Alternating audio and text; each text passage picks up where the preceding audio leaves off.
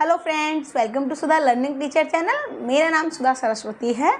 आज मैं बताऊंगी आपको अर्थ के आधार पर वाक्य कितने प्रकार के होते हैं। आपको पता ही है, दो प्रकार के होते हैं, रचना के आधार पर और अर्थ के आधार पर। तो मैंने पिछली वीडियो में आपको बताया था, रचना के आधार पर मैंने विस्तार पूर्वक से बताया है कि सरल, संयुक्त, मिश्रित 3 वाक्य होते हैं। तो देखिए मैंने इसमें क्या होता है, अर्थ के आधार पर कितने होते हैं, 8 होते हैं। कितने प्रकार के होते हैं, 8 होते हैं। तो देखिए 8 होते हैं, तो उसमें क्या है, मैंने आपको पॉइंट लिखे हुए हैं, उसकी परिभाषा लिखी हुई है और उसके दो एग्जाम्पल लिखे हुए हैं, ताकि आपको पता चले कि किस तरीके से होते हैं। ठीक है, चलिए चलते हैं, वीडियो को शुरू करते हैं। ओके, देखिए सबसे पहला क्या है आपका, विधानवाचक। सबसे पहला आपका क्या है, विधानवाचक। ठीक है, देखिए विधानवाचक में क्या होता है, वह वाक्य जिसमें किसी कार्य को करने या होने का बोध होता है। देखिए वह वाक्य जिसमें किसी कार्य को करने का बोध होता है या उसका करने का बोध होता है। ठीक है, तो देखिए बोध होता है यानी कि वो कार्य कर रहा है, तो वो बता रहा है, पता चल रहा है हमें, उसे मालूम पड़ रहा है कि ये कार्य कर रहा है। ठीक है, तो उस तरीके से उसे क्या कहते हैं, आपका विधानवाचक। ठीक है, कि एक विधान है इस चीज़ का। ठीक है, देखिए विधान में क्या है आपका, उदाहरण मैंने लिखा हुआ है आपका एग्जाम्पल। देखिए एग्जाम्पल नंबर 1 पे लिखा है, राम दशरथ के पुत्र थे। क्या थे, राम दशरथ के पुत्र थे। ये वाला उदाहरण देखिए आपका, राम दशरथ के पुत्र थे। ये देखिए आपका विधान है, इस चीज को कोई बदल नहीं सकता है। विधान आप जिसे कहते हैं ना, विधि का विधान है, उसे कोई बदल नहीं सकता। तो इस तरीके से ये भी एक विधान है।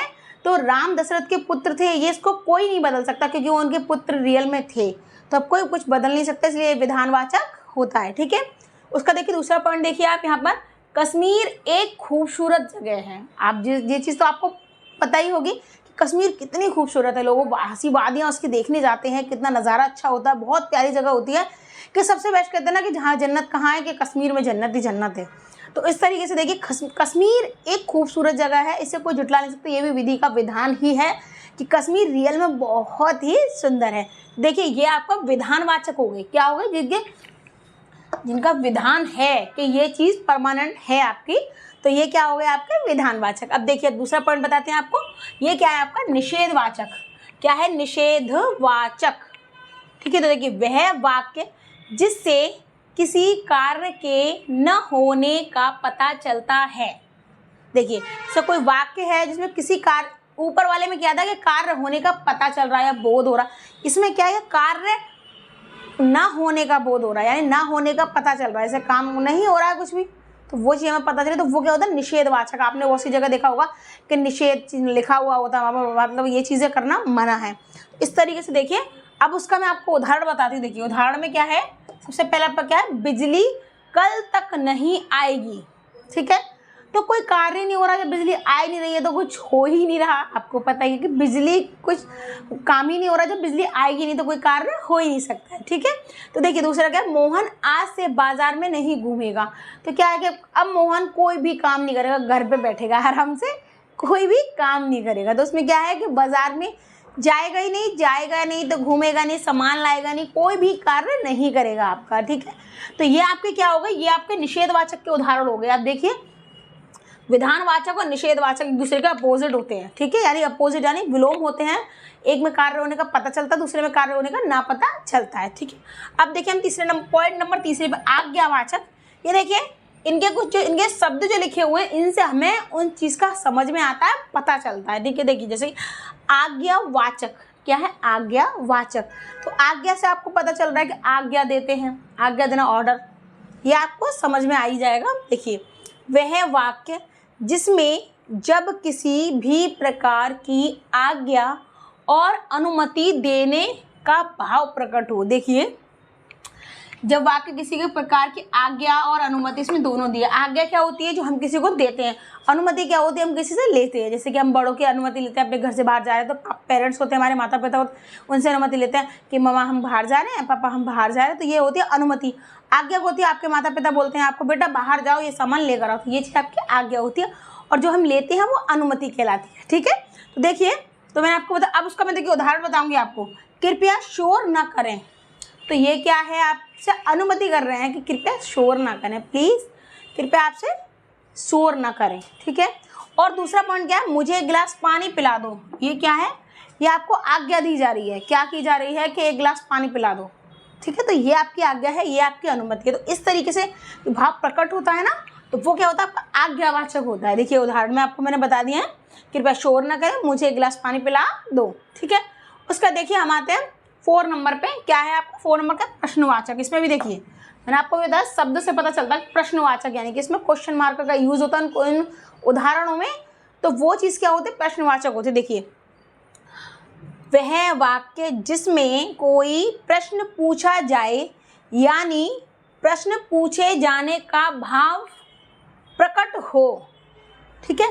यानी कि कोई प्रश्न पूछा, देखो प्रश्न पूछा जाए या प्रश्न पूछे जाने का भाव प्रकट हो।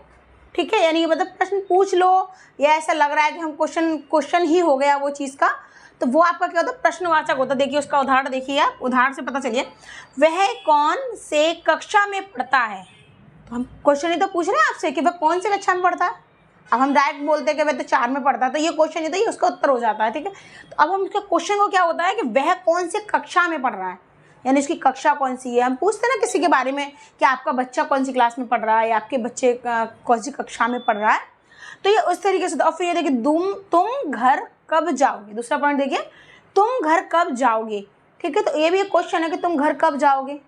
अगर हम ये पूछते कि तुम घर जा रहे हो तो ये चीज़ अलग होती, और ये चीज़ तुम घर कब जाओगे, कब का मतलब क्या होता है, आपका प्रश्नवाचक में चला जाएगा। तो देखिए तो ये आपके प्रश्नवाचक हो गए। ठीक है। ये देखिए आपका प्रश्नवाचक हो गए। ठीक है। तो तुम घर कब जाओगे, वह कौन सी कक्षा में पढ़ता है। ठीक है। तो ये आपके प्रश्नवाचक हो गए। फिर देखिए अब 5 नंबर पे आइए। देखिए विस्मयादिबोधक। ठीक है। विस्मयादिबोधक। अब उसके बाद क्या है, वह वाक्य जिसमें किसी भी प्रकार का शोर, हर्ष, आश्चर्य, घृणा और विस्मय आदि का भाव प्रकट करता है। देखिए जैसे कि कोई वाक्य है, उसमें शोर पता चल रहा है कि इसमें शोर बता रहा है, हर्ष यानी हर्ष के आपको पता है खुशी होती है, आश्चर्य एकदम शॉक्ड हो जाना, वाओ कितनी प्यारी चीज़ है, और घृणा किसी से नफरत करना, ओ घृणित व्यक्ति है या जो भी कुछ है, और विस्मय आदि का भाव करता है, विस्मय। ठीक है। देखिए इसमें क्या है, उदाहरण पे देखिए सबसे पहले देखिए आहा मज़ा आ गया। तो ये क्या कैसे आपका विस्मयबोधक है। इसमें देखिए इसमें ना एक स्वाद, यानी कि देखिए इसमें हर्ष, एक खुशी झलक रही है। आहा मज़ा आ गया, वाह भाई वाह मज़ा आ गया। इस तरीके से बोलते ना, कुछ अच्छा बन जाए तो कहते वाह आज तो मज़ा आ गया। ठीक है। इस तरीके से देखिए दूसरे देखिए वाह ये मूर्ति बहुत सुंदर है। तो ये क्या है, एकदम आश्चर्य की बात है, वाह ये मूर्ति तो वाकई बहुत सुंदर है, ये मूर्ति बहुत अच्छी है, बहुत प्यारी है। तो ये आपका आश्चर्य होगा। तो इस तरीके से देखिए ये आपके ये हो गया। ठीक है। अब लास्ट देखिए, लास्ट नहीं सॉरी 6 नंबर देखिए आप। ठीक है। 6 नंबर में क्या, संदेहवाचक। संदेह का आपको पता ही होगा, कहते हैं ना कि किसी ने इस पर संदेह कर लिया, तो संदेह का मतलब आप अच्छे से समझिए, संदेहवाचक। इसमें देखिए वह वाक्य जिनको पढ़ने पर किसी कार्य के होने या ना होने संदेह का भाव प्रकट करता है। ठीक है। देखिए वह वाक्य जिनको पढ़ने पर या कार्य होने पर देखिए कोई संदेह होता है या ना होता है, संदेह या ना होने के बराबर होता है, तो वो क्या होता है, संदेहवाचक होता है। देखिए इसका देखिए, अब देखिए इसको उदाहरण देखिए, शायद मैं कल घर जाऊंगा। इसमें क्या एक संदेह है कि पता नहीं कल जाऊंगा या नहीं भी जा सकता हूँ। ठीक है ना। ऐसा होता है ना कि हम कहीं जा रहे हैं और फिर अचानक से कुछ ऐसा होता है कि हम नहीं जा रहे हैं, तो प्लान कैंसिल हो जाता ना। आप लोगों का ऐसा होता होगा बहुत बार। तो इस तरीके से दिए शायद मैं कल घर जाऊंगा, तो क्या है शायद मैं कल घर जाऊंगा, तो कंफर्म नहीं है, इसमें संदेह है कि कल जाऊंगा नहीं भी जाऊंगा जो भी कुछ है। ठीक। अब देखिए दूसरा वाला पॉइंट, लास्ट पॉइंट देखिए इसका, क्या पता वह पहुंचा होगा या नहीं। क्या पता वह पहुंचा होगा या नहीं। ठीक है। देखिए उसमें ही पता चला क्या पता वह पहुंचा होगा या नहीं, मतलब ये भी कंफर्म नहीं है कि वो पता नहीं पहुंचा है या नहीं है, या तो होता ही या नहीं होता, तो नहीं होता लेकिन वो संदेहवाचक हो गया। तो इस तरीके से आपका संदेहवाचक हो गया। अब मैं आपको बताती हूँ 7वां पॉइंट। मैंने अभी आपको संदेहवाचक बताया था। ठीक है। 6वां पॉइंट था जो, अब मैं आपको 7वां पॉइंट बता रही हूँ। देखिए 7वें पॉइंट में क्या है, इच्छावाचक। क्या है, इच्छावाचक। देखिए मैंने अभी आपको बताया था कि शब्दों से समझिए इच्छावाचक। ठीक है। देखिए जिस वाक्यों से किसी प्रकार की इच्छा, शुभ कामनाएं या आशीर्वाद आदि का बोध हो। ठीक है। तो देखिए जैसे कि देखिए मैंने क्या बोला, किसी प्रकार इच्छा, ऐसे कोई आपकी इच्छा हो, शुभकामनाएं हो, मतलब किसी को शुभकामनाएं बधाइयाँ दे रहे हो आप, या किसी को आशीर्वाद दे रहे हो, अच्छा तो वो क्या होता है, उसका बोध गाया जाता है, तो इच्छावाचक होता है। वो क्या होता है, इच्छावाचक होता है। ठीक है, तो वाक्य होता है। उदाहरण देखिए उदाहरण में क्या, नववर्ष की आपको हार्दिक शुभकामनाएं। अब देखिए शुभकामनाएं आपको दी जा रही है, ऐसा नया साल आपका आया तो हम बोलते हैं ना हैप्पी न्यू ईयर या नववर्ष की हार्दिक शुभकामनाएं। तो वो क्या होती है, शुभकामनाएं होती हैं, यानी कि शुभकामनाएं जो अच्छी चीजें बोली जाती है तो शुभकामनाएं होती हैं। ठीक है, उसका देखिए, आपकी यात्रा सुखद रहे। कहते हैं ना कि कोई जगह ही जाता है तो उसको बेस्ट ऑफ लक बोलते हैं ना, तो इस तरीके से हिंदी में बोलते हैं आपकी यात्रा सुखद रहे, यानी आपको आपकी जब मंगलकारी हो, बहुत अच्छी हो, यात्रा अच्छी हो, मतलब कोई परेशानी या कोई विपदा ना आए। तो इस तरीके से क्या होता है कि ये आपको शुभकामनाएं दे रहा है, ये आपको आशीर्वाद दे रहा है, एक तरह से आपकी यात्रा सुखद रहे, खुश रहे आप। ठीक है, तो ये देखिए ये इसके उदाहरण हो गए। तो क्या थे, इच्छावाचक के उदाहरण। अब देखिए, अब आप लास्ट पॉइंट देखिए, संकेतवाचक। संकेतवाचक तो देखिए इसमें क्या, वह वाक्य जिससे किसी पहले कार्य का किसी दूसरे कार्य पर निर्भरता का बोध होता है। देखिए, वह वाक्य जिससे किसी पहले कार्य का किसी दूसरे कार्य पर निर्भरता का बोध होता है, वो मतलब बोध होता है। जैसे कि देखिए, अब पहला कार्य आप जो कर रहे हैं वो किसी दूसरे कार्य के ऊपर डिपेंड है। मतलब जो आपका पहला दूसरा कार्य था, तो आपका जो पहला कार्य वो दूसरे कार्य के ऊपर, कार्य जो कर रहे हैं आप उसके ऊपर डिपेंड हो रहा है, यानी कि उसके ऊपर निर्भर हो रहा है। देखिए, निर्भरता का मतलब क्या होता है, डिपेंड। ठीक है, तो निर्भर हो रहा है, तो निर्भर का बोध होता है, तो वो क्या होता है आपका संकेतवाचक। तो देखिए इसका उदाहरण बताती हूँ आपको। देखिए, मेहनत करोगे तो सफलता हासिल होगी। इसमें देखिए 2 पॉइंट समझ लीजिए आप कि देखिए, पहला कार्य का किसी पहला कार्य कर रहा है, वो मेहनत करोगे, तो फर्स्ट कार्य है आपका। देखिए फर्स्ट कार्य ये है और सेकंड कार्य आपका ये होगा। ठीक है, देखिए मैं आपको बताऊं कैसे। मेहनत करोगे यानी कि देखिए फर्स्ट कार्य का कहते हैं ना, पहला कार्य दूसरे कार्य पर निर्भर हो रहा, तो क्या है कि जब आप मेहनत करेंगे तो जब ही तो सफलता हासिल होगी आपको। या फिर देखिए कहते हैं ना कि आपने जब छोटे छोटे बीज लगाए तभी तो पेड़ पौधे मिलेंगे आपको। अगर आप बीज ना लगाएं तो आप सोचिए कि बहुत बड़े बड़े पेड़ मिले, उन पर फल आए, तो कैसे आएंगे, नहीं आ सकते, क्योंकि बिना बीज के पेड़ नहीं उगते। ठीक है, तो इसी तरीके से बिना मेहनत के सफलता हासिल नहीं होती। देखिए दूसरा पॉइंट, देखिए वह आई तो हम बाजार नहीं जाएंगे। देखिए जैसे कि कोई आता है, जैसे कभी कभी ऐसा होता है कि कोई ऐसा आया कि वह आई तो हम बाजार नहीं जाएंगे, अब वो आ गई तो बाजार नहीं जाएंगे, मतलब जा ही नहीं पाएंगे। कि भाई कोई आ जाता है हमारे घर में, तो आपको पता ही है कि कहीं अभी कोई आ गया, हम कहीं जा रहे हैं, घर पे हमारे अलावा कोई और रहता नहीं है, जैसे हम जा रहे हैं, हम तो कहीं हम जा, कोई आ रहा है हमारे यहाँ, तो क्या होता है, कहते हैं ना कि हमारा बाहर जाने का प्लान कैंसिल हो गया। कहते हैं ना कि कैंसिल हो गया, भाई अब नहीं जा रहे हैं, वो आ गए अच्छे टाइम पे नहीं, गलत टाइम पे आ गए, वो इस तरीके से होता है। तो इस तरीके से होता है, देखिए वह आए तो हम बाजार नहीं जा पाएंगे। तो ये क्या होते हैं, आपके एक कार्य दूसरे कार्य पर निर्भर होता है कि अगर वो आई तो बाजार नहीं जाएंगे।